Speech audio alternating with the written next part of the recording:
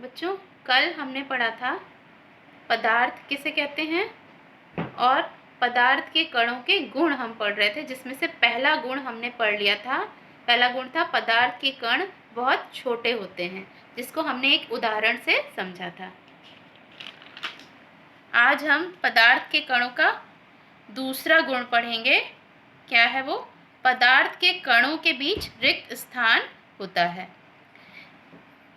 यानी जो हमारे आसपास जो वस्तुएं पाई जाती हैं, जिन्हें हम क्या कहते हैं? पदार्थ कहते हैं। तो प्रत्येक पदार्थ कणों से बना होता है, ये हमने कल पढ़ा था। अब पदार्थ के कणों का जो गुण है वो है कि पदार्थ के कणों के बीच रिक्त स्थान पाया जाता है।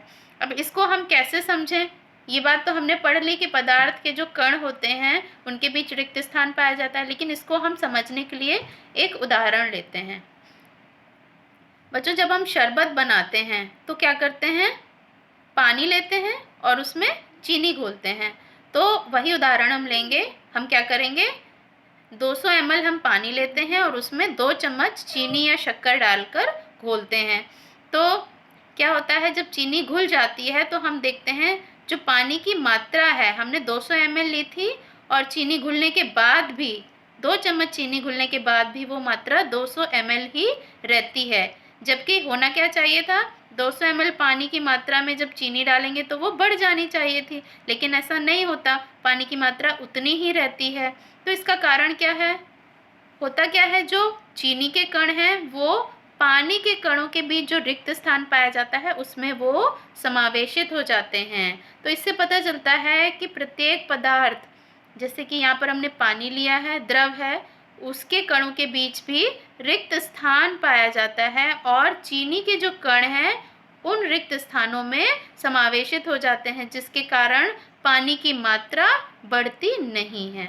तो इससे यह निष्कर्ष निकलता है कि जो भी पदार्थ हैं उनके कणों के बीच रिक्त स्थान पाया जाता है।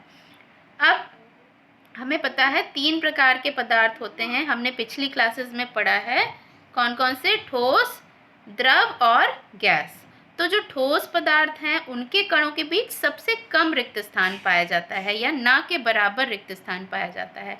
वहीं जो तरल पदार्थ होते हैं या जो द्रव होते हैं उनके कणों के बीच ठोस पदार्थों से अधिक रिक्त स्थान पाया जाता है और गैसीय पदार्थों से कम। और जो गैसीय पदार्थ के कण होते हैं उनके बीच सबसे अधिक रिक्त स्थान पाया जाता है।